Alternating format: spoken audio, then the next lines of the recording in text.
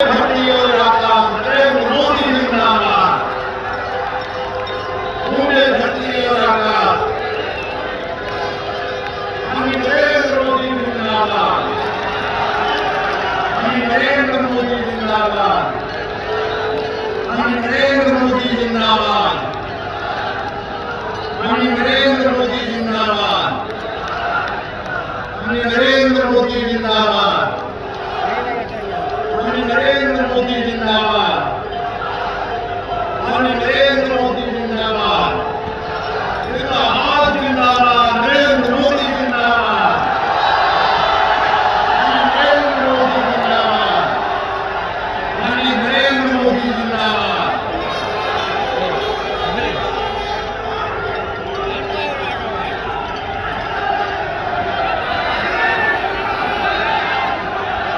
बहुत ही ऐतिहासिक बहुत ही साथ हम सब के लिए गौरव का क्षण है।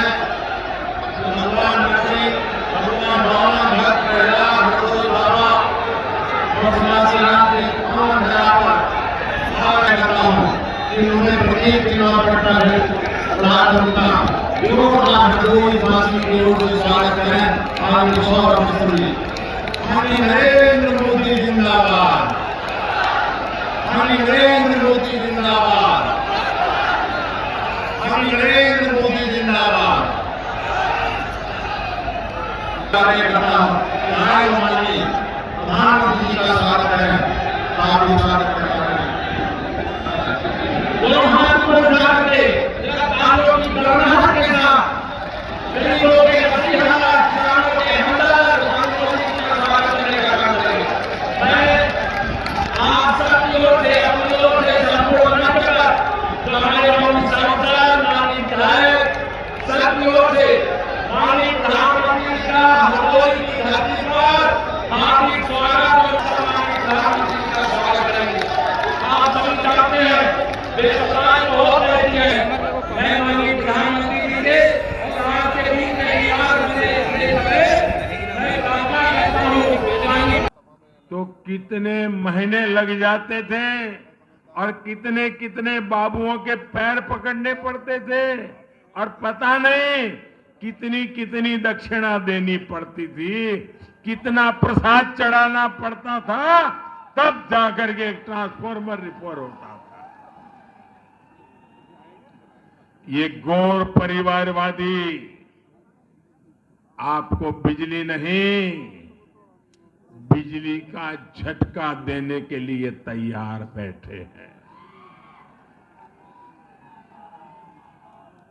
जिनके काले कारनामे ही अंधेरे में फलते फूलते हो, वो परिवारवादी कभी भी प्रदेश को उजाला नहीं दे सकते।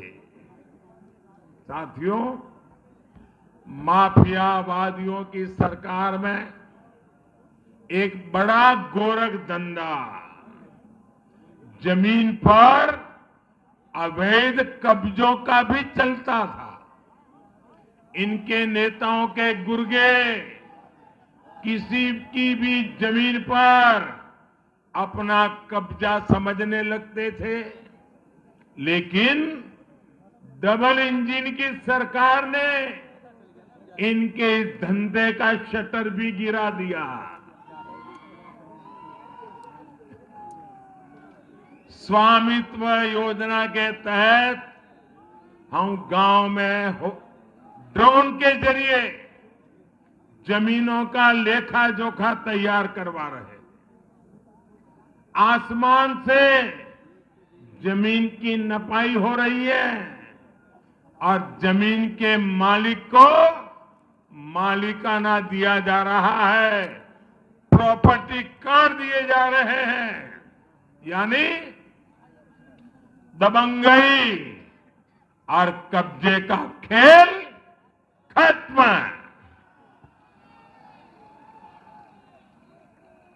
यूपी में हमारी सरकार 23 लाख से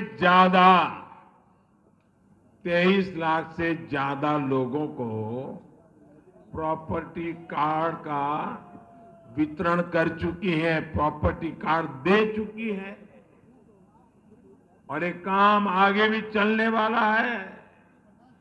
योगी जी सरकार में वापसी के बाद ऐसा है, अभी 2 दिन पहले ही अहमदाबाद बम धमाके के दोषियों को सजा मिली है। जो हम भारतीयों को तबाह करना चाहते थे, उन्हें अदालत ने सजा सुनाई है। अनेक आतंकवादियों को फांसी की सजा मिली है। दोस्तों,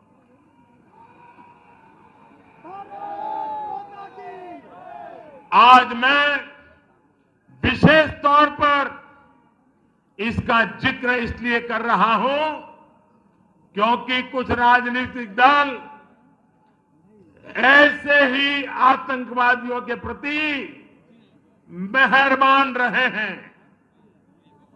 ये राजनीतिक दल वोट बैंक के स्वार्थ में आतंकवाद को लेकर नरमी बरतते रहे हैं। ये देश की सुरक्षा के लिए बहुत खतरे की बात है। इसलिए हर देशवासी को इसके बारे में जानना जरूर चाहिए। साथियों, और ये गुजरात में बम धमाके हुए, कभी आपने सुना नहीं होगा। इस बम धमाके कैसे धमाके किए गए थे? 2 प्रकार से किए गए। पहले शहर में एक साथ 50-60 जगह पे धमाके, और उसके 2 घंटे के बाद अस्पताल में एक गाड़ी रखी थी, उसमें बड़ा धमाका, ताकि इन लोगों को जब अस्पताल लेके आए, उनके रिश्तेदार आए, अफसर आए, नेता आए, तब वो कार धमाका करे। अस्पताल के अंदर शायद ही पहली बार आतंकवादियों ने धमाका किया होगा। वहां भी काफी लोग मारे गए। लेकिन इन्होंने क्या किया साथियों? इन्होंने क्या किया?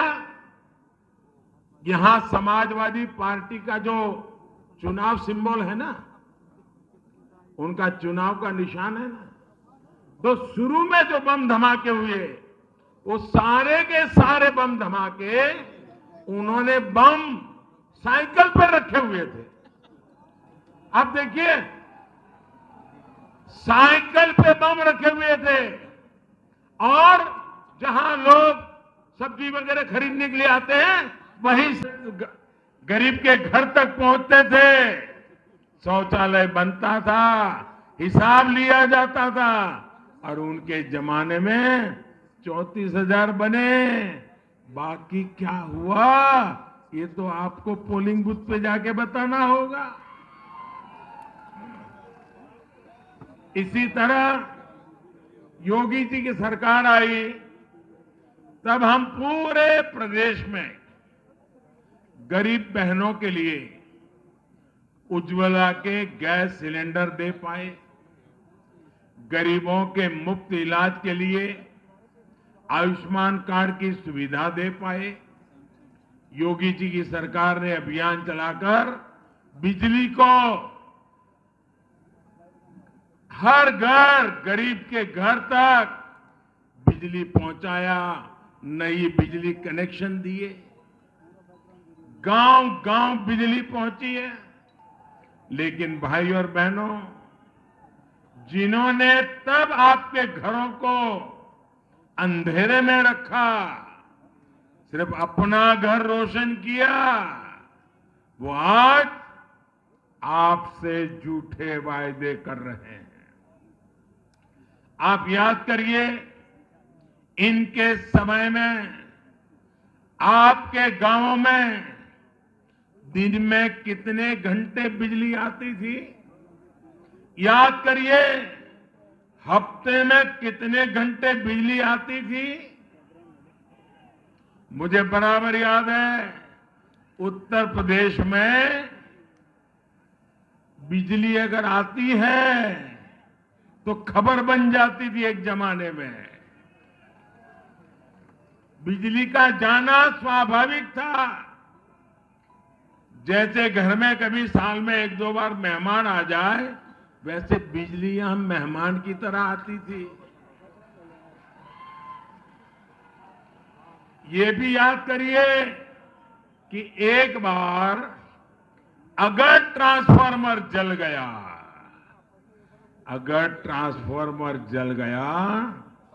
तो कितने महीने लग जाते थे और कितने कितने बाबुओं के पैर पकड़ने पड़ते थे और पता नहीं कितनी कितनी दक्षिणा देनी पड़ती थी, कितना प्रसाद चढ़ाना पड़ता था, तब जाकर के एक ट्रांसफार्मर रिपेयर होता था। ये गौर परिवारवादी, जहां लोग सब्जी वगैरह खरीदने के लिए आते हैं, वहीं साइकिल पार्क करके चले गए थे और एक समय चारों तरफ ये साइकिलों पर रखे हुए बम धमाके फूटे। मैं हैरान हूं, ये साइकिल को उन्होंने क्यों पसंद किया। यहां उत्तर प्रदेश में साथियों 2006 में काशी में बम धमाका हुआ था। संकट मोचन मंदिर भी धमाका किया गया था। वहां के कैंट रेलवे स्टेशन भी हमला किया गया था। तब यूपी में समाजवादी पार्टी की सरकार थी। जब 2013 में समाजवादी पार्टी की सरकार फिर से सत्ता में आई तो इन लोगों ने शमीम अहमद नाम के आरोपी पर ये बम धमाका का जो चल रहे थे मुकदमा को वापस लेने का फैसला लिया था। भाइयों बहनों, क्या ये आपको मंजूर है? जिन्होंने काशी में धमाके किए उनके केस वापस लेने का निर्णय उचित था क्या? ये लोगों को आप कभी भी मौका देंगे तो ये अपनी वारदातें करेंगे कि नहीं करेंगे? ऐसे ही आपको याद होगा 2007 में गोरखपुर में आतंकी हमला हुआ। 2013 में समाजवादी सरकार ने तारिक कासमी नाम के आरोपी से केस वापस ले लिया था, लेकिन अदालत इसके लिए तैयार नहीं हुई और फिर तारिक को समाजवादी सरकार ने केस विड्रॉ करने का निर्णय कर लिया था। अदालत ने मना किया, केस चला और परिणाम क्या आया? 20 साल की सजा हुई दोस्तों, 20 साल की सजा। उसको वो बचाना चाहते थे। ऐसे ही 2007 में लखनऊ अयोध्या के कोर्ट परिसर में बम धमाके हुए थे। 2013 में समाजवादी सरकार ने फिर आतंकी पर चल रहा मुकदमा वापस ले लिया था, लेकिन इस मामले में भी अदालत ने समाजवादी सरकार की साजिश नहीं चलने दी और आतंकी को यहां डबल इंजन की सरकार बनाई। इन 5 सालों में हमने हरदोई के करीब 70,000 गरीब परिवारों को प्रधानमंत्री आवास दिए। ये आंकड़ा याद रहेगा आपको? आंकड़ा आपको याद रहेगा? मैं आप लोगों से बात कर रहा हूं भाई, ये आंकड़ा आपको याद रहेगा? हरदोई में हमने आकर के योगी जी की सरकार बनने के बाद 70,000 गरीब परिवारों को प्रधानमंत्री आवास दिए। लेकिन इसके समय में हरदोई में प्रधानमंत्री आवास योजना के तहत शायद मुश्किल से आप उंगली से गिन सको इतने घर भी नहीं बनाए थे। क्या ये गरीब का भला हुआ था क्या? हमने गरीब का भला किया कि नहीं किया? गरीब को पक्का घर मिला मतलब नई जिंदगी मिली कि ना मिली? इनके समय में शौचालय बने, गरीब के लिए शौचालय बने। कितने बने? 34,000। आंकड़ा याद रखोगे? आप आंकड़ा याद रखोगे? कितने शौचालय बने? 34,000। योगी जी के आने के बाद कितने शौचालय बने? उनके जमाने में 34,000, योगी जी के जमाने में 5 लाख। कहां 34,000 और कहां 5 लाख? ये पैसा कहां जाता था भाई?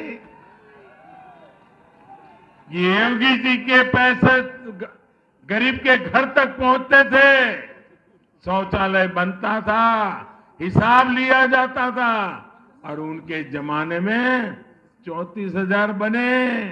बाकी क्या हुआ ये तो आपको पोलिंग बूथ पे जाके बताना होगा।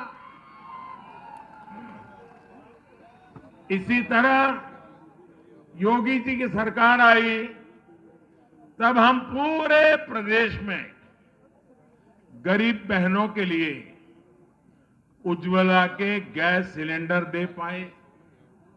गरीबों के मुफ्त इलाज के लिए अब केवल एक ही बात याद रखनी है,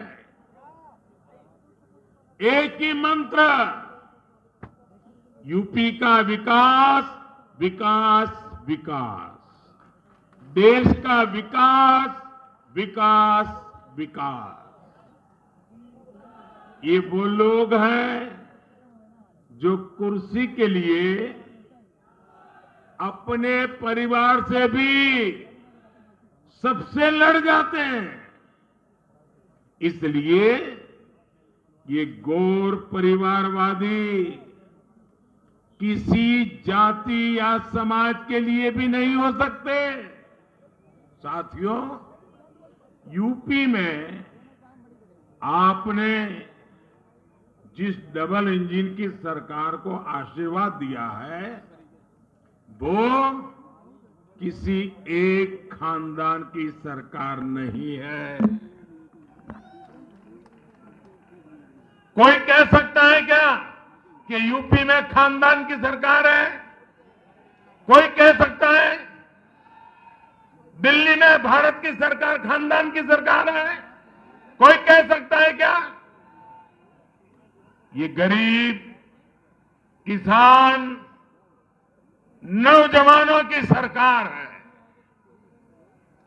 हमने 5 साल आपके लिए जी तोड़ मेहनत की है, लेकिन मुझे इस बात का अफसोस है कि 2014 से लेकर 2017 के बीच यूपी में इन परिवारवादियों ने एक भी काम में मेरा साथ नहीं दिया। भाइयों, मुझे बताइए, यूपी का मैं सांसद हूं, यूपी के लोगों की मदद से मैं प्रधानमंत्री बन गया, और मैं यूपी के लिए कोई काम करूं, और लखनऊ में इनकी सरकार बैठी थी, 17 तक मुझे कोई काम नहीं करने दिया। भाइयों बहनों, ऐसे लोगों को फिर से अगर लाओगे तो मुझे काम करने देंगे क्या? जरा पूरी ताकत से बताओ ना, मुझे काम करने देंगे क्या? आपका भला करने देंगे क्या? माताओं बहनों की सेवा करने देंगे क्या? नौजवानों के लिए काम। आप याद करिए, 5 साल पहले माफियावादियों ने यूपी का क्या हाल बना दिया था। व्यापारियों को व्यापार करने में डर लगता था, राहजनी, छिनेती, लूट, आम बात हो गई थी। लोग कहते थे, दिया बरे घर लौटाओ। ये कहते थे कि नहीं कहते थे? दिया बरे घर लौटाओ। हरदोई वालों ने वो दिन देखे हैं, कैसे इन लोगों ने कट्टा और सट्टा,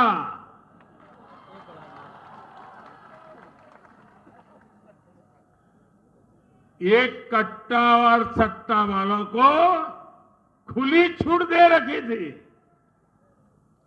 हमारी माताएं परेशान रहती थी कि बेटे बेटी घर से निकले हैं तो रात शाम को सुरक्षित घर लौट आए, कोई दुर्घटना उनके साथ न हो जाए। अपराधियों को इन घोर परिवारवादियों की सरकार का पूरा संरक्षण होता था। लेकिन हरदोई की जनता देख रही है कि आज कैसे सबका हिसाब हो रहा है। हिसाब हो रहा है कि नहीं? बराबर ठीक हो रहा है ना? माफिया, अपराधी खुद जमानत रद्द करवाकर जेल के भीतर पहुंचे हुए हैं। भाइयों और बहनों, बुरी तरह चुनाव हार रहे इन घोर परिवारवादी अब जात पात के नाम पर जहर फैलाएंगे। लेकिन आपको केवल एक ही बात याद रखनी है, एक ही मंत्र, यूपी का सजा, उसको वो बचाना चाहते थे। ऐसे ही 2007 में लखनऊ अयोध्या के कोर्ट परिसर में बम धमाके हुए थे। 2013 में समाजवादी सरकार ने फिर आतंकी पर चल रहा मुकदमा वापस ले लिया था।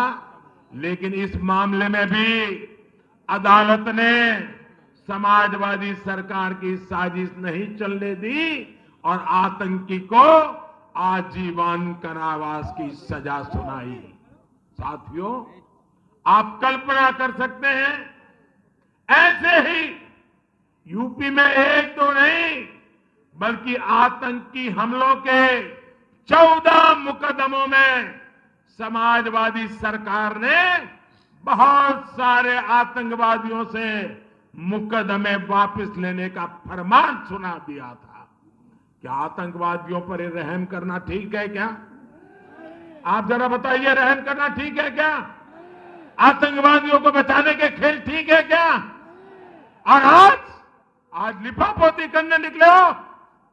ये लोग विस्फोट कर रहे थे, धमाके कर रहे थे और समाजवादी पार्टी सरकार इन आतंकवादियों पर मुकदमा तक नहीं चलने दे रही थी। आतंकवादियों को केस वापसी का रिटर्न गिफ्ट दिया जा रहा था। इतना ही नहीं, समाजवादी पार्टी और कांग्रेस के नेताओं का रवैया और भी खतरनाक रहा है। ये लोग ओसामा जैसे आतंकवादी को जी कहकर बुलाते हैं। ये लोग बाटला हाउस एनकाउंटर में आतंकवादियों के सफाए पर आंसू बहाते हैं। ये लोग किसी दिन भारतीय सेना का अपमान करते हैं, किसी दिन पुलिस को बेइज्जत करते हैं, जबकि हमारी सरकार ने नेशनल वॉर मेमोरियल और नेशनल पुलिस मेमोरियल बनाया है। हम हर शहीद का सम्मान करते हैं। इतने वर्षों तक मैं इसलिए चुप रहा क्योंकि अहमदाबाद ब्लास्ट केस की सुनवाई चल रही थी। आज जब अदालत ने आतंकियों को सजा सुना दी है तो मैं अब विषय